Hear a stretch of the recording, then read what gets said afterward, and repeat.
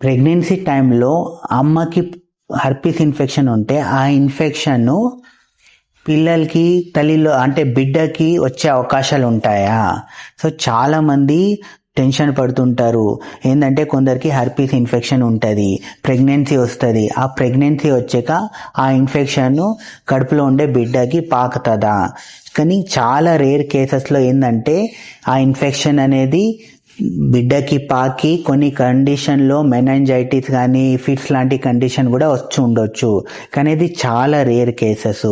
కానీ in case మీరు pregnancy ఉంది, హర్పీస్ ఇన్ఫెక్షన్ హిస్టరీ ఉందంటే దానికోసము హోమియోపతిలో కొన్ని ట్రీట్మెంట్ ఉంటుంది.